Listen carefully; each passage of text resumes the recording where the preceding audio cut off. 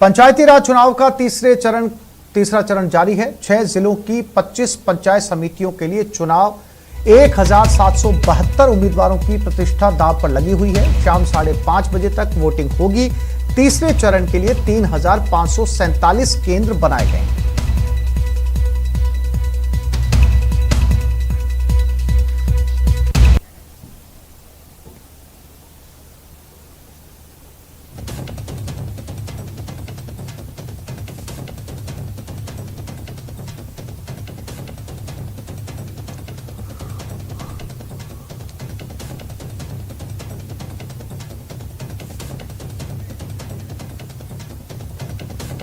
ये 3 तस्वीरें जयपुर, जोधपुर और भरतपुर की, जहां पर वोटिंग जारी है। शाम को 5:30 बजे तक ये मतदान चलेगा।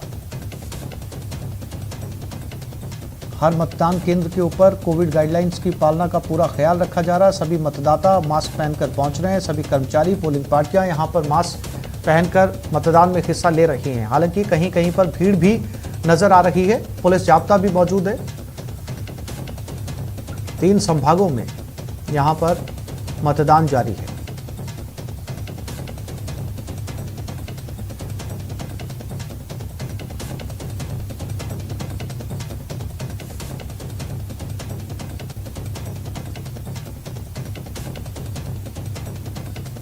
लोग तो वोट देंगे ही। वोट तो देंगे ही, वोट तो देना ही है। जी जी जी जी। क्या माहौल है, क्या सोच के वोट करेंगे आप लोग? विकास हो। अच्छा, विकास हो। क्या क्या क्या क्या होना चाहिए आपके गांव में? क्या होना चाहिए? हमारे लिए सबसे ज्यादा समस्या है पानी की। पानी, रोडे, लाइट और शिक्षा। अच्छा, ये जिला परिषद का चुनाव लड़ रहे हैं। सांगानेर पंचायत समिति के प्रधान रह चुके हैं हर्षा यादव, इस बार फिर चुनाव लड़ रहे हैं। लगता है क्या जनता आशीर्वाद देगी आपको? मेरे को पूर्ण रूप से जनता का इतना भारी आशीर्वाद मिल रहा है, क्योंकि लोगों ने जो है 10 साल का जो गैप लग गया, उन्हें जो है चाहते हैं दोबारा मेरे को जो लाइसेंस। आपने कराया क्या था ऐसा जिसकी वजह से आपका लाइसेंस रिन्यू हो जाएगा? महापुरा के अंदर, पूरे क्षेत्र के अंदर, सांगानेर में जो मैंने काम किया था किसी छुपा हुआ नहीं है। महापुरा के अंदर जो जितना विकास किया है और जो बीच के अंदर गैप हो गया था, उसको पूरा करने के लिए सभी लोगों की अपेक्षा है। अच्छा, हमारे गांव का विकास हो, इस वजह से। अच्छा, कहीं होना चाहिए था गाँव के मायने? ये विकास ही होना चाहिए। पानी के लिए समस्या है जो। अच्छा, पानी की दिक्कत है। अपने कैंडिडेट को वोट देके आया हूँ। अच्छा, क्या क्या सोच करके वोट करके आए? मेरा कैंडिडेट जीते। अच्छा, आपका कैंडिडेट जीते, आपके लिए करे क्या? सबसे करने के विकास करे, अच्छा करे और मेरे गांव में अच्छी तरक्की करे। अच्छा, पंचायत चुनाव के आखिरी चरण में आज मतदान हो रहा है। मतदाता मतदान केंद्रों पर उमड़ रहे हैं, लंबी कतारें लगी हुई हैं। सोशल डिस्टेंसिंग का पूरा ध्यान रखा जा रहा है, लेकिन कई चेहरों पर मास्क नहीं है। मास्क है भी तो जुगाड़ का मास्क है। महिलाएं हैं, उन्होंने अपनी चुनरी से जो है मास्क का रूप दे दिया अपने चेहरे को। कुछ महिलाएं हैं जिनको पता भी नहीं है कि मास्क भी लगाना। अभी देखिएगा, ये काकी जी को देखिएगा आप। काकी, मास्क तो जानते नहीं हो, चेहरा अब ढक रहे हो, बहुत देर कर दिया आपने। अब सही बनवा के तो मास्क डू लिया जानो को नहीं कहीं मास्क का है मुझे। सही कौन मास्क अच्छा, दिया ही कौन तो पोटाड़ा मास्क वोटरा कौन दिया? हाँ। अच्छा, अगर वोट वाले आपको मास्क देते तो क्या उसको आप वोट देते क्या?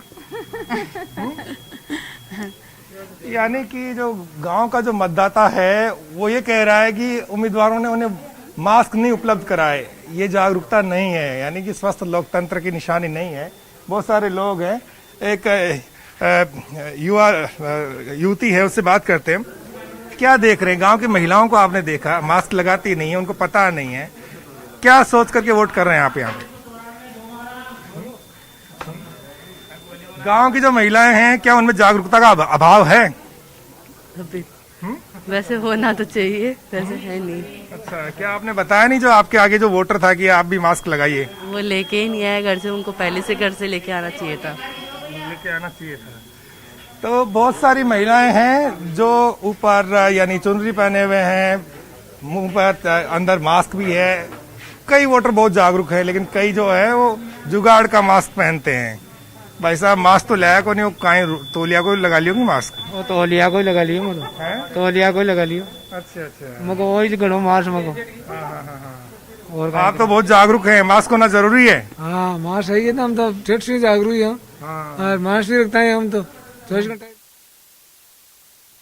जैसे दिन चढ़ रहा है, मतदान के प्रति लोगों का रुझान भी बढ़ रहा है, मतदान में तेजी आ रही है। मैं सांगानेर पंचायत समिति के जयसिंहपुरा गांव में हूं, जहां आप देख सकते हैं कि मतदान केंद्रों के ठीक बाहर ये वो लोग हैं जो अपने उम्मीदवार के लिए वोट डलवाने की जद्दोजहद में लगे हुए हैं। इनके यहाँ से पर्ची लेकर के जो मतदाता हैं वो जब निकल जाता है तो इनको लगता है कि ये वोट इनके खाते में पहुंच गया है।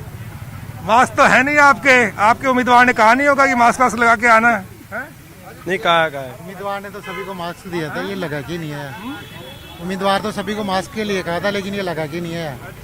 राजनीतिक दलों को भी जागरूकता फैलानी चाहिए, उनके जो समर्थक है उनको भी ख्याल रखना चाहिए, कोरोना गया नहीं है। अच्छा ये बताओ, क्या गारंटी है आपके यहाँ से जो पर्ची लेके जाएगा वो आप ही की पार्टी को आपके उम्मीदवार को वोट करेगा? बिल्कुल श्योर है सर, श्योर है।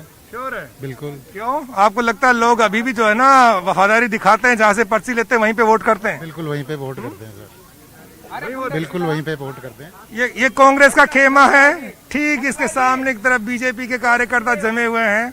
एक एक वोट के लिए लड़ाई हो रही है, एक एक वोट के लिए, यानी कि दाव पेच जो राजमाइश यहाँ पर आप देख सकते हैं।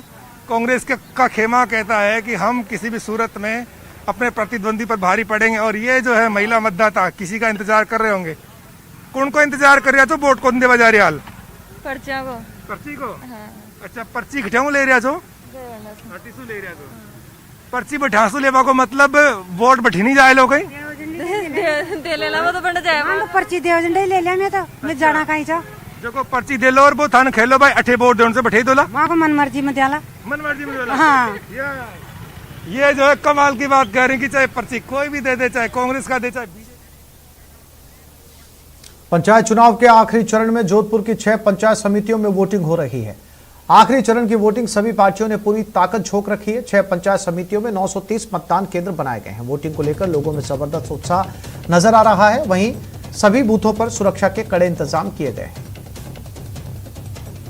चुनाव के आखिरी चरण में मतदान शुरू हो चुका है और आप देख सकते हैं कि लंबी लंबी कतारें यहाँ पे लग चुकी है, और ऐसे में तमाम जो लोग हैं वो अपने अपने मताधिकार का प्रयोग करने यहाँ पहुंच रहे हैं। बहरहाल सबसे बड़ी चुनौती कोविड गाइडलाइन को लेकर आप देख सकते हैं कि पुलिसकर्मी लगातार सोशल डिस्टेंसिंग की पालना करवा रहे हैं। तमाम जो लोग हैं वो मास्क पहन के आ रहे हैं और कड़ी सुरक्षा के बीच यहाँ मतदान हो रहा है।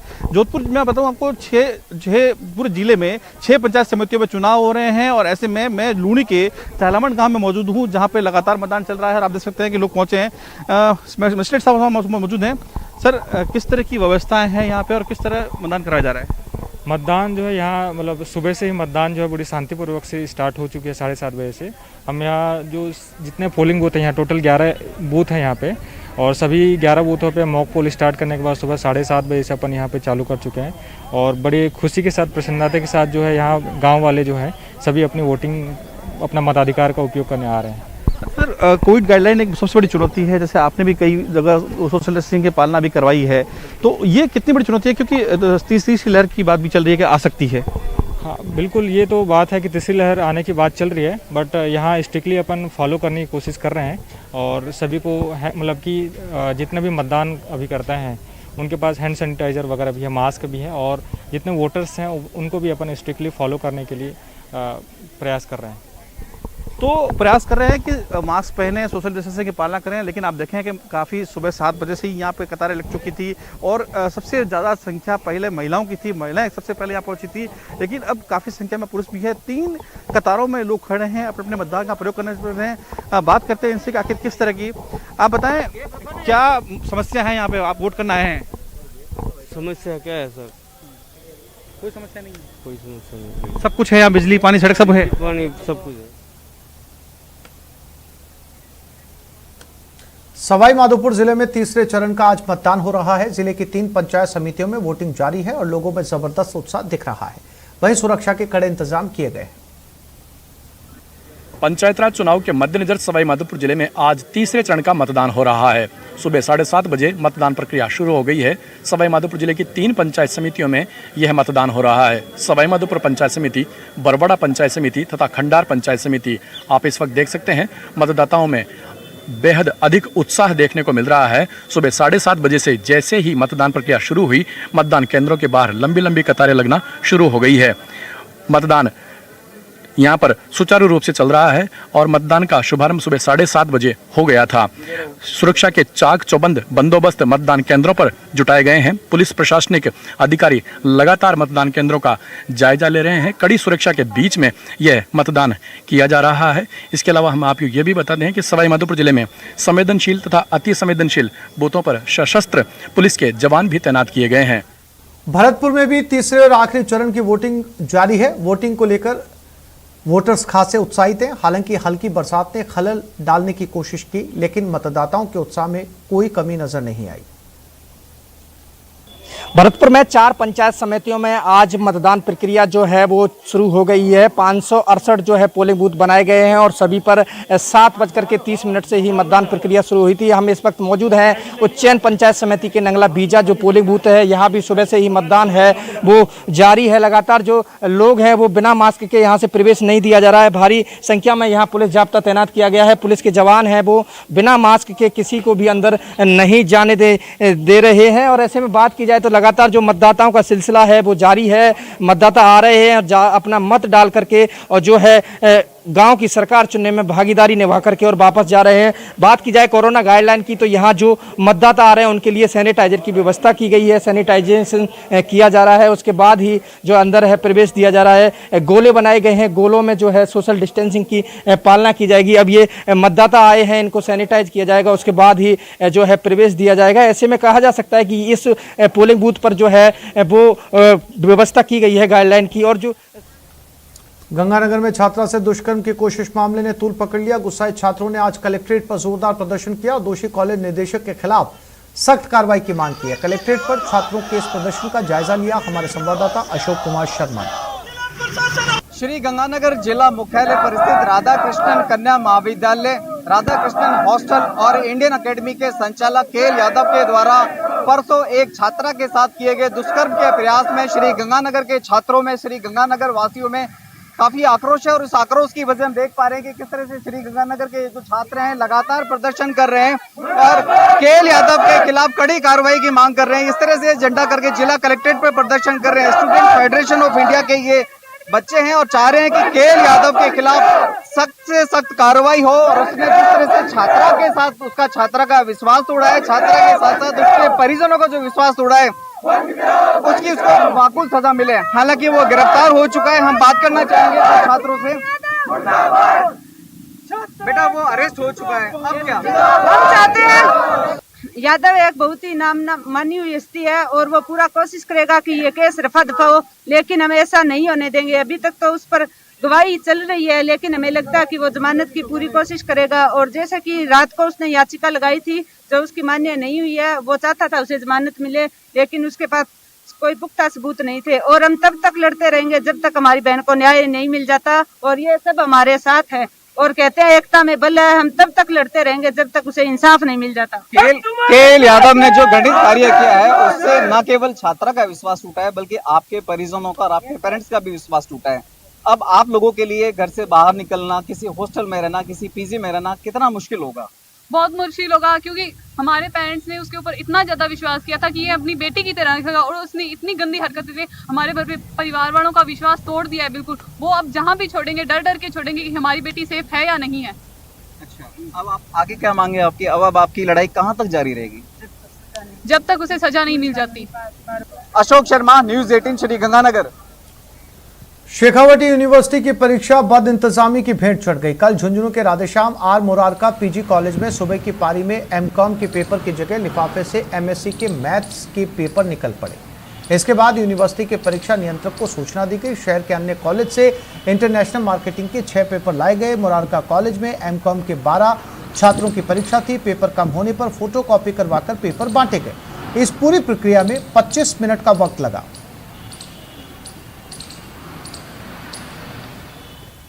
तुरंत जो है इसकी सूचना विश्वविद्यालय परीक्षा नियंत्रक को दे दी। उन्होंने हमको तुरंत जो है वो मेल के द्वारा भेजा और हमने वैकल्पिक व्यवस्था के रूप में यहाँ नेत्राम मद्रास टीवडवाला राजकीय महाविद्यालय जहाँ ये समान पेपर था वहाँ से हमने पेपर के लिए संपर्क किया तो वहाँ 6 पेपर हमको वहाँ से मिल गए। तुरंत वहाँ से हमने 6 पेपर मंगवाए, बाकी पेपर हमने फोटोकॉपी करके, और 12 बच्चे रजिस्टर्ड थे उनको दिया, और लगभग 25 मिनट तक देरी से पेपर प्रारंभ हुआ, तो बच्चों को जो हमने 25 मिनट अतिरिक्त दिए और एग्जामिनेशन करवाया। नतीजों से पहले बाड़ेबंदी क्यों? मोड बनाने के लिए बाड़ेबंदी क्यों? ट्रेनिंग के नाम पर सियासी पर्यटन, बाड़ेबंदी जरूरी या मजबूरी? दो टुक देखिए 1:56 पर। आगे बढ़ते हैं। सीकर में शेखावटी यूनिवर्सिटी के एग्जाम में गड़बड़ी सामने आई।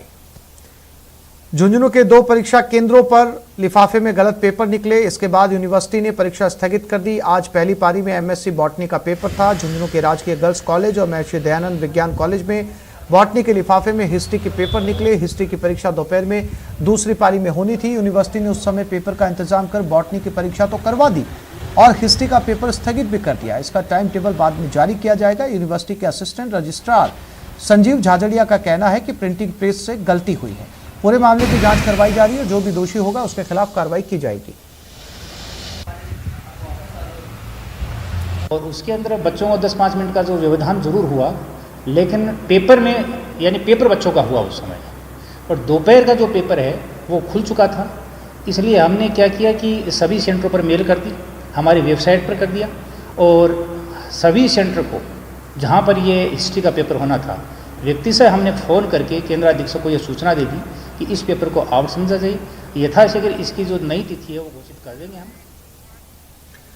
पैसा फुल लेकिन टिकट गुल। चित्तौड़गढ़ के रोडवेज कर्मचारी यही खेल खेल रहे हैं। नतीजा, कर्मचारी तो मालामाल हो रहे हैं लेकिन रोडवेज कंगाल होती जा रही है। रोडवेज कर्मचारियों की अवैध कमाई के काले खेल का खुलासा करती देखिए हमारी ये खास रिपोर्ट।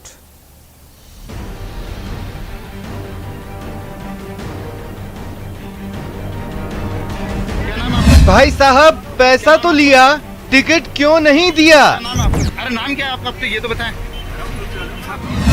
ये तो सरकार का पैसा है, आपकी जेब में कैसे गया? सर मैं कोई पर्ची नहीं हूँ, मैं एक पैसेंजर के हिसाब से बोल रहा हूँ। इसलिए ही तो रोडवेज होता जा रहा है बदहाल। रोडवेज कंगाल, कर्मचारी मालामाल। अरे नाम क्या है आपका, ये तो बताएं। अरे काली कमाई का काला खेल। हाँ क्या नाम है आपका? अरे नाम क्या है आपका, तो ये तो बताएं। कर्मचारियों का बड़ा घालमेल। कितने लोग आए हैं? क्यों रह गए, कैसे रह गए? आपकी जिम्मेदारी बनती है ना पूरी की पूरी। मांग लेते हम दे देते हैं, तो बड़ी बात थोड़ी। बस का नंबर RJ35 PA 0538। समय रात 8 बजे। राजस्थान रोडवेज की ये बस चित्तौड़गढ़ से प्रतापगढ़ के लिए रवाना हुई। बस में करीब 30 यात्री सफर कर रहे हैं, लेकिन इनमें कई यात्रियों के पास टिकट नहीं है। क्या सभी यात्री फ्री सफर कर रहे हैं? जी नहीं, ऐसा बिल्कुल भी नहीं है। दिन ब दिन बदहाल होता राजस्थान रोडवेज भला यात्रियों को मुफ्त यात्रा क्यों कराने लगा? फिर आप सोचेंगे कि यात्रियों के पास टिकट क्यों नहीं है? क्या मुसाफिरों ने पैसे नहीं दिए? दिए हैं जनाब, वो भी फुल, लेकिन टिकट गुल। क्योंकि यहाँ चल रहा है काली कमाई का काला खेल। कंडक्टर साहब ने घूम घूम कर सब यात्रियों से पैसे तो वसूल लिए, लेकिन टिकट नहीं दिया। सरकार के खाते में जाने वाले पैसे से तो कंडक्टर साहब अपनी जेब भरने में जुटे हुए हैं। इतना ही नहीं, पूछने पर बहानेबाजी से शुरुआत की और बदतमीजी पर उतर आए। क्या नाम क्या आपका? नाम क्या है आपका? नाम क्या है? नाम तो बताएं आप। अरे नाम क्या है आपका, ये तो बताएं। अरे आप अपना नाम तो बताएं। अरे कोई बात नहीं साहब, कोऑपरेट करते हैं, ऐसी बात नहीं, हम भी कोऑपरेट करते हैं। सर बताइए ना क्यों? अरे नहीं, आप अपना नाम तो बताएं आप। सर बताइए। अरे आप अपना नाम तो बताएं पहले। सर प्लीज आप। एक और जहां प्रदेश में लगातार राजस्थान रोडवेज के घाटे में होने की बात कहते हुए सरकार रोडवेज से अपना हाथ खींच रही है। लगातार सरकार इस बात का प्रयास कर रही है कि राजस्थान रोडवेज की सुविधाएं लोगों को मिले, किसी भी परिस्थिति में राजस्थान रोडवेज को बंद नहीं किया जाए। लेकिन जिस तरह रोडवेज के कर्मचारी काम कर रहे हैं और जिस तरह का खुलासा इस स्टिंग ऑपरेशन में वो साफ तौर पर जाहिर करता है कि कर्मचारी अभी भी सरकार को चूना लगाने का काम कर रहे हैं। मुसाफिरों ने टिकट देने की बार बार गुहार लगाई, लेकिन कंडक्टर साहब ने नहीं सुना। अरे भाई, सुनते भी क्यों? अगर सुन लेते और टिकट दे देते तो उनकी काली कमाई का क्या होता। लेकिन जब उनकी पोल खुलने लगी तो मुसाफिरों पर ही तोहमत मढ़ दी। लेकिन सच्चाई क्या है, यात्रियों की जुबानी ही सुन लीजिए। हमको भी टिकट। क्या नाम है आपका? विजय सेन। विजय जी, टिकट दिया आपको? बिल्कुल है ही नहीं। लगभग कितने लोग थे आपके साथ? जिन लोगों 20-25 जन पीछे थे, हमने टिकट मांगा तो कुछ जवाब भी नहीं दिया और दिया भी नहीं। मैंने कहा कि टिकट तो सुना ही नहीं, वो सुना भी नहीं थी। हमने आवाज लगाई कि भैया टिकट, लेकिन हमने आवाज लगाई, पीछे बैठे, हम सबसे लास्ट में बैठे थे और भैया टिकट हमेशा टिकट देते लेकिन टिकट नहीं दिया। क्या कहना है आपका? उसके बाद हमने कुछ पूछा ही नहीं, हम तो क्या कहना है आपका? बताना चाहिए था आपको। आपको देना चाहिए, आपको ध्यान रखना चाहिए। भैया आपकी कर्मचारियों के इस काले खेल में रोडवेज के बने नियम भी सहायक साबित हो रहे हैं, क्योंकि ऐसे धंधे पर लगाम लगाने के लिए जो फ्लाइंग स्क्वाड बनाए गए हैं, वे भी टिकट नहीं रहने पर यात्रियों के खिलाफ ही कार्रवाई करते हैं। अब इसे मिलीभगत कहिए या फिर लापरवाही, लेकिन सच्चाई तो ये है कि रात में चलने वाली अधिकतर बसों की रास्ते में कोई चेकिंग नहीं होती। जाहिर है रोडवेज को रोज राजस्व का चूना लग रहा है। नतीजा, रोडवेज कंगाल होता जा रहा है, लेकिन कर्मचारी मालामाल होते जा रहे हैं।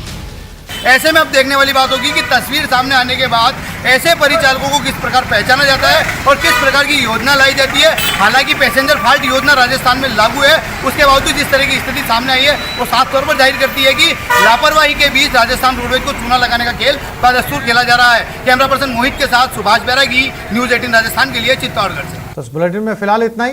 नमस्कार।